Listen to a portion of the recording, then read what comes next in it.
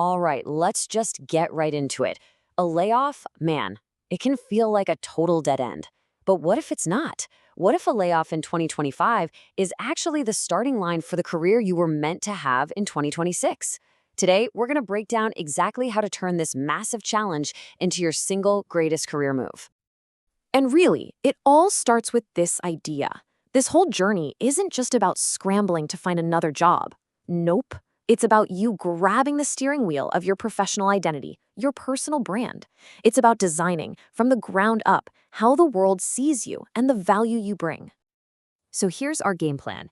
We've got a 5-part framework to guide you. First, we'll reframe this whole thing as a hard reset. Then, we'll look inward to figure out your unique professional DNA.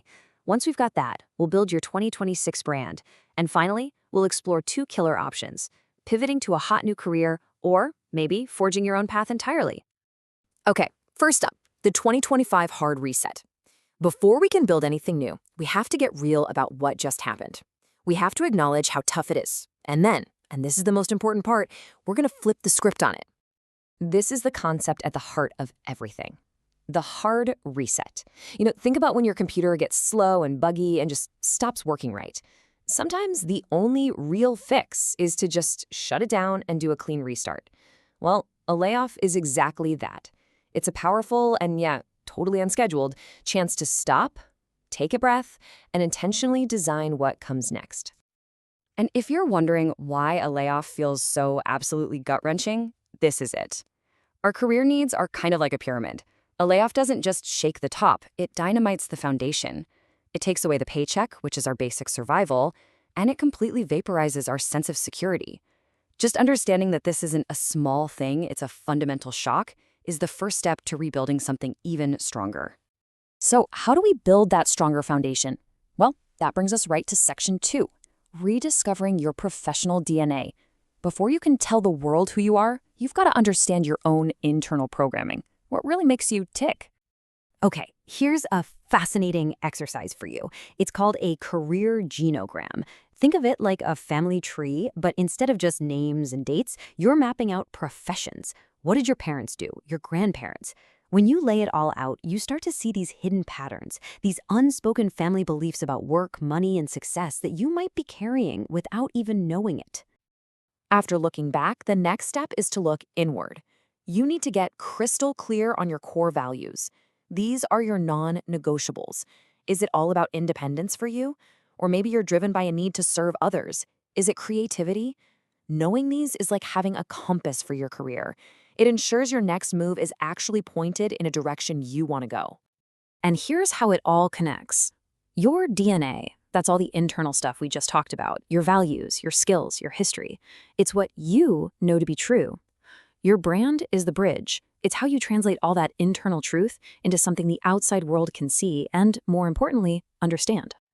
Which brings us perfectly to part 3, crafting your 2026 brand. This is the fun part. This is where we stop reacting and start being proactive. We're going to take all that self-discovery and use it to deliberately shape your professional reputation. First things first, we got to do a digital cleanup. Let's be real, the first thing anyone does before an interview is Google you. Your online presence is your new resume, so use this checklist. Go through your accounts, clean up old photos, untag yourself from that weird stuff from college, and just make sure that the person they see online is the professional you want them to meet. Okay, we've done the internal work, we've done the external cleanup. Now let's talk about the future. Let's explore path A, pivoting to an in-demand career. This isn't about just finding any job. It's about strategically moving your skills into a field that's not just stable, but actually booming. And check these out. These are some of the most promising fields out there right now for people looking to make a change. They value experience, they offer real security, and you know what the best part is? So many of the skills you already have are directly transferable. You're not starting from scratch here, not even close.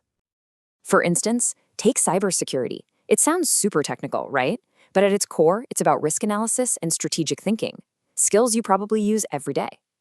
You're basically becoming a digital guardian, protecting a company's most important secrets. Or what about being a data analyst?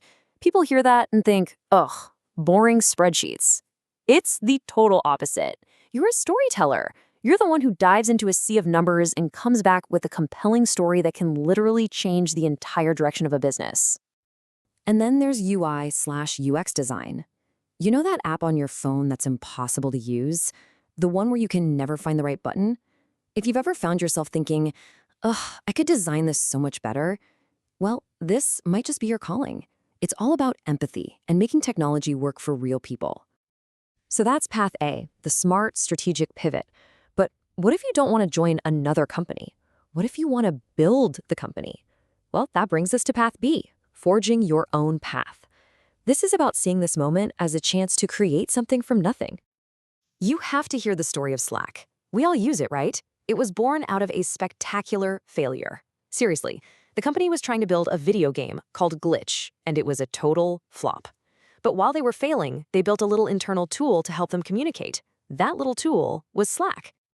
And that's the absolute key. That's the magic. They weren't trying to solve some abstract, global problem. They were just trying to fix something that annoyed them every single day. The most powerful ideas almost always come from scratching your own itch.